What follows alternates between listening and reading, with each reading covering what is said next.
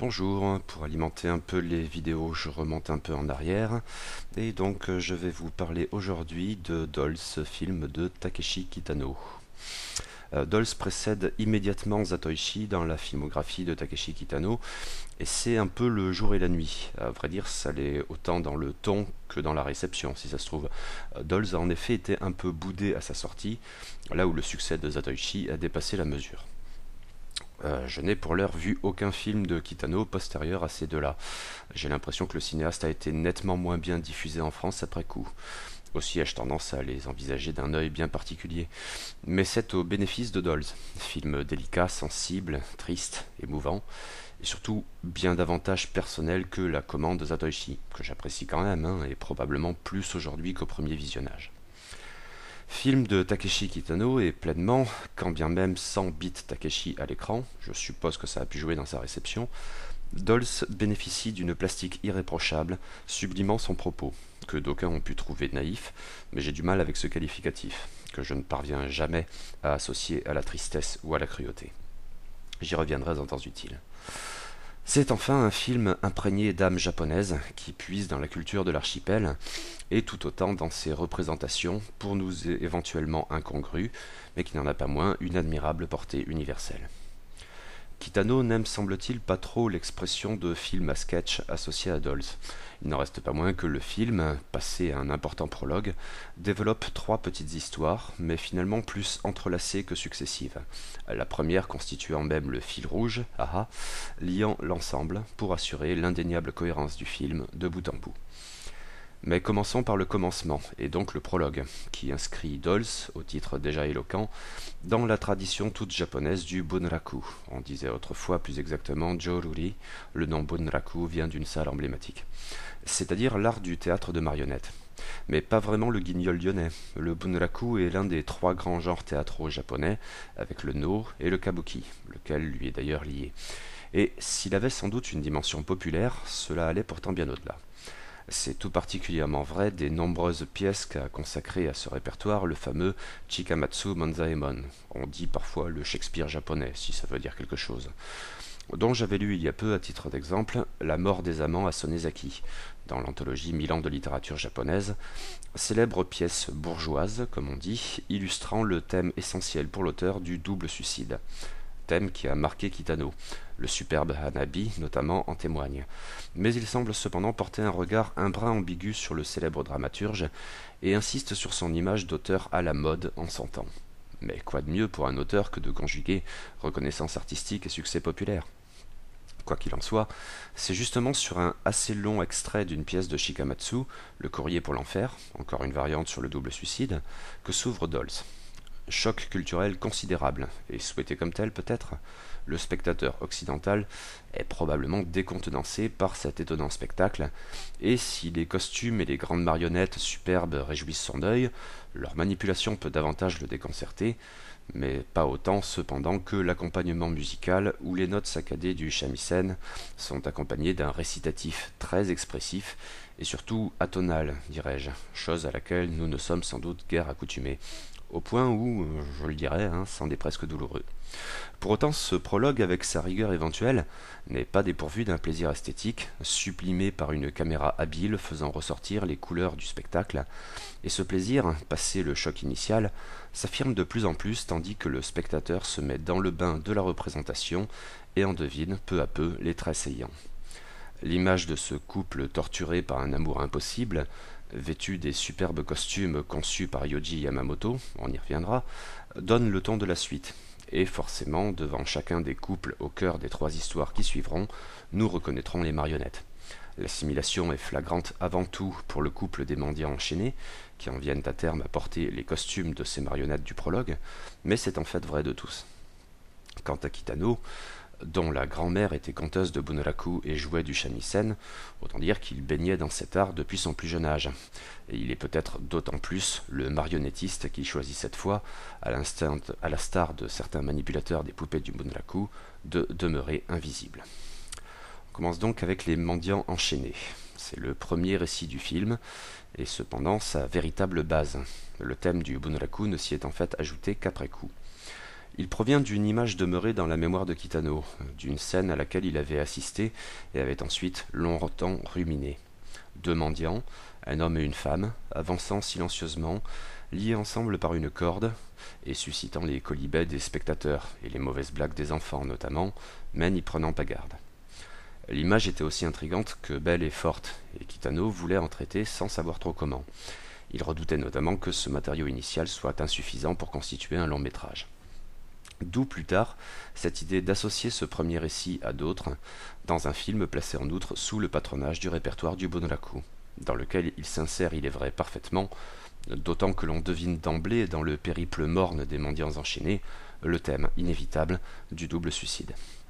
Bien sûr, la scène est modernisée, ce qui vaudra aussi pour les deux autres récits. Il ne s'agit pas d'adaptation littérale de pièces du Bunraku, mais d'histoires originales et contemporaines, que leur thématique, et peut-être plus encore leur association, rapprochent de l'influence du théâtre de marionnettes.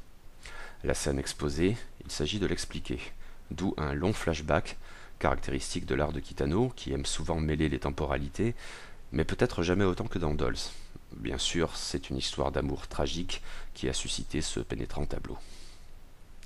Matsumoto, Hidetoshi Nishijima, et Sawako, Mio Kano, qui est parfaite, formaient un jeune couple heureux et envisageaient de se marier. Mais comme d'usage au Japon, ou du moins c'était l'usage, ça l'est probablement moins je suppose, les parents de Matsumoto avaient une autre idée en tête. Ils ont arrangé son mariage avec une autre jeune fille, issue d'une bonne famille, alliance lucrative aux allures d'ascenseur social.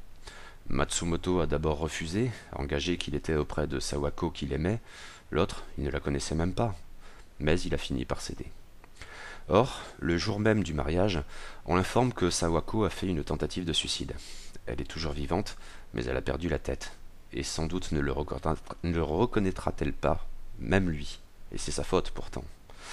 Affligé par le remords, le jeune homme fuit son propre mariage et se rend à l'hôpital, où sa fiancée est plongée dans une transe catatonique dont elle ne s'éveille guère qu'au spectacle de couleurs qui l'émeuvent vaguement. Ils ne se parlent pas. À ce stade, ils ne le peuvent tout simplement pas. Matsumoto, plus morne que jamais, a beau adopter un faciès de marbre, on devine sous-jacente l'émotion et la culpabilité qui va de pair. Il craquera, mais à terme. Mais si lui n'est guère démonstratif, c'est tout le contraire pour sa compagne. Superbe performance de Kanno Mio, d'une expressivité douloureuse au point d'en être insoutenable. N'ayant nulle part où aller, principe de base des récits de double suicide peut-être, les ex-amants s'installent dans la voiture de Matsumoto, garée tout au fond d'un parking. Scène terrible et déchirante où Sawako, retombée en enfance, joue à longueur de journée avec un petit gadget dérisoire, même une fois celui-ci cassé. Je crois que je ne connais pas pire douleur que celle d'un enfant devant un jouet cassé. Mais parfois, Sawako, sous le coup d'une pulsion, s'éloigne, et dans son état suscite invariablement des scènes gênantes. D'où cette décision que prend Matsumoto de l'attacher. D'abord avec une cordelette fixée au siège de la voiture, plus tard par une corde plus ample et rouge reliée à lui-même, quand ils abandonnent le véhicule pour arpenter au hasard le monde. C'est ainsi qu'ils deviennent les mendiants enchaînés, légendaires, dit-on, tout le monde les connaît d'une certaine manière, avançant en silence et d'un pas égal, en dépit des obstacles, vers leur fin inévitable. Leurs costumes fantasques, aux couleurs franches, les distinguent des mendiants communs, et affirment l'irréalité du spectacle qu'ils procurent. Kitano a beaucoup joué sur les couleurs dans Dolls, notamment dans l'optique d'illustrer les 4 saisons que traversent indifférents les mendiants. J'y reviendrai. Mais les costumes de Yoji Yamamoto sont également de la partie, d'une étrange beauté. Pour des mendiants, leur garde-robe est fournie, et avec goût, mais leur périple n'en est que plus connoté de surnaturel, en fait. Et plus encore quand nos mendiants se retrouvent vêtus des costumes des marionnettes du prologue. À terme, ce jeu surréaliste sur les couleurs et les costumes, et la composition des tableaux où figurent les mendiants, m'ont ramené à l'extraordinaire Kwaidan de Masaki Kobayashi. La relative sobriété de l'image initiale se déploie en effet de manière de plus en plus faste au fil des saisons, jusqu'à l'inévitable apogée.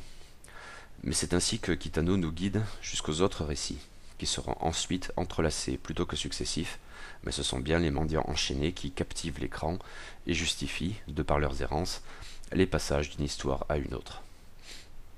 Le deuxième récit est probablement le plus discret, s'il n'est pas dénué d'émotion. Peut-être aussi est-il un peu plus convenu. Hiro, Tatsuya Miyashi, est un vieux boss yakuza porté à la morne contemplation du passé à mesure que sa santé connaît des défaillances présageant la mort.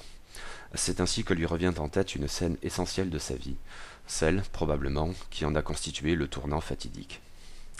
Il y a bien longtemps de cela, c'est le plus gros flashback du film, faisant logiquement intervenir d'autres acteurs, jeune ouvrier, il avait une jolie fiancée qu'il retrouvait tous les samedis dans un parc. La jeune fille enjouée du nom de Ryoko lui apportait son repas, et ils déjeunaient ensemble, heureux d'être là. Mais Hiro a mis un terme à cette idylle, 600 ans, contraint, encore que l'hypocrisie de sa part ne soit sans doute pas à exclure. Incapable de vivre décemment en tant qu'ouvrier, Hiro lâche à demi-mot à sa compagne qu'il va rejoindre le crime organisé. Il dit ne pouvoir imposer cette vie violente à la jeune femme, à moins que ce ne soit plus prosaïquement qu'il ne veut pas s'encombrer d'elle. Le lâche Hiro fuit le parc, tandis que la jeune femme lui promet, larmes aux yeux, qu'elle sera toujours là à l'attendre, avec son repas, dans le parc, la même heure, chaque samedi. Le vieux Hiro, sous le coup d'une bien tardive épiphanie, demande à ce qu'on le conduise au parc, laissant ses gardes du corps l'attendre sur le parking. Et la femme, Chieko Matsubara, est toujours là. Elle aussi, comme les mendiants enchaînés, est qualifiée de légende par les habitués du parc, mais sans doute se montre-t-il moins moqueur que pour les mendiants enchaînés. La fidélité improbable de cette femme maintenant âgée, qui vient chaque semaine attendre sur le même banc que son fiancé hypothétique la rejoigne, les intrigue, et peut-être même les charme. Si l'on arrêtait ici, ce segment pourrait peut-être justifier la critique de la naïveté du film de Kitano. Cela me paraît pourtant inapproprié, car il s'agit alors pour Hiro d'aborder Ryoko après toutes ces années, et ce ne sont pas des retrouvailles colorées en forme de happy end à un long mélodrame. Car Ryoko ne reconnaît pas Hiro. Ou peut-être feint-elle de ne pas le reconnaître? Quoi qu'il en soit, le vieux Yakuza n'ose pas se présenter pour ce qu'il est. Et s'il gagne un ultime réconfort à retourner ainsi régulièrement au parc auprès de sa fiancée fidèle, la sensation demeure d'un triste gâchis. Il n'y manque guère que la mort pour accentuer encore la douleur de ces destins qui se sont irrémédiablement séparés au-delà des promesses. Elle sera forcément au rendez-vous, presque comme une concession à vrai dire. Ce récit ne manque pas de charme et s'avère donc plus subtil qu'on pourrait le croire. Pour autant, il me paraît le moins intéressant des trois. J'ai d'ailleurs l'impression que c'est celui auquel Kitano consacre le moins de temps. Le troisième récit m'a bien davantage emballé, qui a tout à la fois quelque chose d'émouvant, de grotesque, d'inquiétant, de drôle, de terrible. Savoir mêler ainsi des sentiments aussi contradictoires sans pour autant nuire à la cohérence de l'ensemble n'est sans doute pas à la portée du premier venu.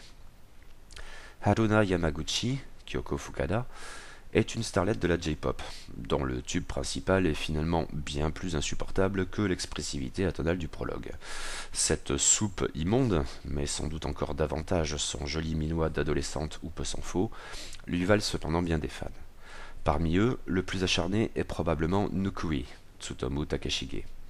À vrai dire, passablement loser, le bonhomme n'a aucune vie en dehors de sa passion dévorante pour la jolie poupée, si j'ose dire. La temporalité de ce segment est probablement la plus complexe des trois. Les flashbacks et flash-forward s'enchaînent avec un certain brio qui n'est pas pour rien dans la variété des ressentis évoqués plus haut. Mais s'il y a des scènes finalement comiques, ou du moins légères, a fortiori si l'on compare aux autres récits du film et tout particulièrement à celui des mendiants enchaînés, le propos est en définitive tragique là encore, mais avec quelque chose d'horrible et même malsain qui tranche sur le reste. Car Haruna a été victime d'un accident de la circulation, et si elle en a réchappé vivante, elle en est toutefois ressortie défigurée. Ou du moins est-ce ainsi qu'elle conçoit les choses. Pour le spectateur, c'est seulement qu'elle est borgne avec un patch blanc sur l'œil gauche, elle n'a certainement rien de hideux. Peut-être Kitano y a-t-il mis un peu de lui-même. Son accident de moto a joué un certain rôle certain dans sa carrière, même s'il a pu en surmonter le traumatisme. Quoi qu'il en soit, la starlette à l'avenir médiatique dès lors plus que jamais incertain ne veut plus voir personne. Absolument personne. Elle ne laissera pas voir les ravages de son visage. Pour Nukui, horrifié par le sort de son idole, c'est en fait l'occasion de la voir, avec des guillemets, car le mot est mal choisi. Pour apporter le réconfort à la starlette, en témoignant de sa passion dévorante de fan, il va jusqu'à s'automutiler. Aveugle, il pourra se rendre auprès de Haruna et la consoler. Peu importe s'il ne la voit pas à proprement parler, ou s'il ne voit pas davantage les superbes parterres de fleurs au milieu desquels il se promène avec la jeune accidentée, car celle-ci accepte effectivement que l'aveugle, en tant qu'aveugle, l'approche. Aussi, l'idée de Nukui, aussi grotesque et folle soit-elle, fonctionne en fin de compte. Et les deux accidentés vivent un moment d'exception, à même si ça se trouve de les réconcilier avec le monde. Bien sûr, ça ne peut pas se terminer aussi bien, la vie est d'une ironie. Ces trois récits, bien sûr, ne manquent pas de points communs. En fait, ils sont autant de variations, subtilement différentes, sur les mêmes thèmes. Dans chacun de ces trois couples, ou couples virtuels puisque témoignant toujours d'un amour impossible, les hommes se caractérisent par leur remords, de manière frontale. Mais les femmes ont elles aussi un caractère commun, une fierté affirmée. Et finalement, les deux attitudes confinent à l'égocentrisme, sinon au narcissisme. La collision de ces deux aspects explique ces rencontres souvent de peu de mots, vaguement ou moins vaguement gênées, riches de sentiments contraires, qui portent une part essentielle du tragique du film, outre sa mise en valeur esthétique. Matsumoto, bien sûr, culpabilise pour le suicide de Sawako. Mais souffre-t-il d'abord pour elle ou pour lui? Même ambiguïté chez Hiro. Est-ce avant tout sa vie qu'il a gâchée ou celle de Ryoko? Et qu'est-ce donc qu'il regrette vraiment? Quant à Nukui, il arbore comme un blason, ou un badge à l'effigie de son idole, il en a toujours un, une culpabilité projetée, compassion délicieuse pour les malheurs d'une autre. Mais son geste fou d'automutilation est-il avant tout pour Haruna, qu'il est ainsi le seul à pouvoir consoler? Ou bien n'est-il que l'ultime caprice d'un fan prêt à tout pour faire la démonstration de sa passion dévorante? En fait, dans tous ces gestes, il y a une part indéniable d'orgueil.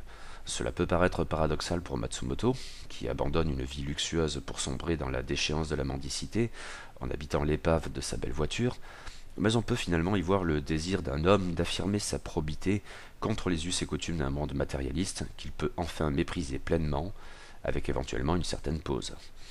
Hiro trouve peut-être un certain réconfort flatteur à l'idée d'avoir pu susciter chez Ryoko une fidélité toute canine par-delà les années.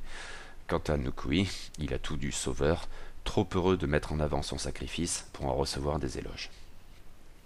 Mais les femmes ne sont pas en reste, forcément. En fait, de simples victimes au regard de la culpabilité des hommes auraient quelque chose d'insultant à leur encontre. Bien sûr, le suicide de Sawako, comme nombre de suicides sans doute, a sa part plus ou moins avouée, plus ou moins consciente, de chantage affectif. Pour elle, cependant, la fierté s'arrête peut-être là, faute de trouver encore à s'exprimer après coup du fait de sa ruine psychique. À moins que ces arrêts intempestifs, en dépit de la corde qui la lie à Matsumoto comme une chienne en laisse, témoignent d'une liberté qu'elle entend toujours conserver. Mais c'est probablement des trois personnages féminins le plus difficile à cerner sous cet angle. Et que penser par exemple de cette scène déchirante où elle semble enfin reconnaître Matsumoto et passe en quelques douloureuses secondes du rire aux larmes, jusqu'à ce qu'enfin l'homme craque et pleure, au prix si ça se trouve de sa propre fierté. Mais Ryoko et Haruna sont peut-être plus lisibles sous cet angle. La femme dans le parc ne se rengorge-t-elle pas de sa fidélité, d'autant plus démonstrative qu'elle se montre absurde? En mettant en avant son devoir qu'elle s'est imposé seule, contre un monde qui dit priser ce comportement mais sans bien le comprendre, c'est sa propre dignité qu'elle défend, non celle de l'homme qui l'a lâchement abandonnée, au prétexte d'une carrière ne pouvant s'encombrer de la présence envahissante d'une femme. Dès lors qu'elle ne reconnaisse pas Hiro, ou feigne de ne pas le reconnaître, c'est de toute façon son orgueil qui en bénéficie. La pointe de cruauté éventuelle de cette situation arbore ainsi des traits de vengeance, qui viennent en définitive compenser sa fidélité canine. Il y avait dans la situation initiale une part de chantage affectif, bien sûr, mais le déroulé de l'histoire diffère somme toute assez vite de celui de Sawako. Quant à Haruna, son narcissisme tient de l'évidence. La starlette ne fait cependant qu'attacher à sa beauté la même admiration sans faille que lui vouent ses fans. Son caprice de diva après son accident relève d'un auto-apitoiement qui tourne en définitive à l'autosatisfaction. Le sacrifice incommensurable de Nukui, dont elle a peut-être conscience, elle connaît son nom et sait qu'il n'était pas aveugle auparavant, n'en est que davantage la consécration de son pouvoir, que l'accident, bien loin de ternir, n'a fait que renforcer, si c'est d'une manière inattendue. On le voit, la psychologie de ces personnages est autrement plus complexe que celle de vulgaires archétypes, de marionnettes au sens péjoratif. Affirmer la naïveté du film de Kitano, à mon sens, c'est ainsi faire l'impasse sur sa subtilité dans la peinture des caractères, et s'aveugler, davantage encore que Nukui, sur son contenu profondément humain, car peignant les hommes et les femmes sous des couleurs très diverses, faisant ressortir toutes les dimensions de l'être, telles qu'elles trouvent à s'exprimer dans un amour qui ne saurait être s'il n'était pas avant tout douloureux. En parlant de couleurs, il faut bien sûr revenir sur la virtuosité esthétique de Kitano dans Dolls. dont c'est peut-être à cet égard le plus beau film avec Hanabi. Certes, il m'en manque plein, je m'en tiens à ce que je connais. Cette virtuosité, en accord avec le brio narratif du film, notamment dans le jeu sur les temporalités, s'exprime ici tout particulièrement dans un savant usage des couleurs, quitte à saturer les filtres. On avait semble-t-il dit de Kitano qu'il privilégiait certaines teintes, le bleu tout particulièrement, j'imagine que les scènes de plage récurrentes chez lui n'y sont pas pour rien, et en sous-exploitait d'autres, comme le rouge. Dols a tenté de remédier à cela, mais d'une manière particulière, associée aux représentations propres à l'espace mental japonais. Quitte à verser dans le cliché, encore que le mot code moins connoté soit probablement plus approprié. Le film voit ainsi se succéder les 4 saisons, associées à des couleurs immédiatement significatives. Le printemps a ses cerisiers en fleurs, l'été est le moment des plages jaunes plongeant dans le bleu infini de l'océan, l'automne est emporté par ses tapis de feuilles rouges, l'hiver, enfin, implique la neige. Cela a un impact immédiat sur l'allure globale du film. D'abord relativement sobre, en dépit des cerisiers entourant les mendiants enchaînés quand nous les rejoignons dans leur périple, le métrage devient de plus en plus fantasque à mesure que le temps passe, et c'est toujours via les errances des mendiants enchaînés que nous sommes amenés à le vérifier. Mon moment préféré correspond sans doute à l'automne, avec ce rouge chatoyant qui envahit l'écran, composant des tableaux irréels où la nature saigne littéralement. Mais la neige de l'hiver a également ses atouts, notamment en ce qu'elle offre tout naturellement de nombreuses possibilités de contraste. Et les luxueux costumes de marionnettes, alors endossés par Matsumoto et Sawako, n'en ressortent que davantage. Même s'il faut ici compenser le blanc de la neige par le noir de la nuit, puisque les scènes hivernales sont presque systématiquement nocturnes, à la différence de la plupart de celles qui précédaient. Augure d'une fin tragique, le noir et le blanc évoquent ensemble le deuil. Et il est vrai que le costume rouge de Sawako a quelque chose d'une traînée de sang sur cet espace immaculé qui, pour le coup, peut renvoyer à des films de Kitano antérieurs. Dols n'est probablement pas le meilleur film de Kitano, mais c'est peut-être le plus beau visuellement. On aurait tort cependant de s'en tenir à cette maestria esthétique et de reléguer le récit et le fond dans quelques oubliettes. Le jeu sur les représentations japonaises est bienvenu, la psychologie des personnages bien plus fouillée qu'on pourrait le croire, le propos sincèrement émouvant, quitte à appuyer parfois sur le pathos. Une réussite donc, qui mérite bien d'être vue et revue, une de plus à l'actif d'un immense réalisateur, à la sensibilité admirable.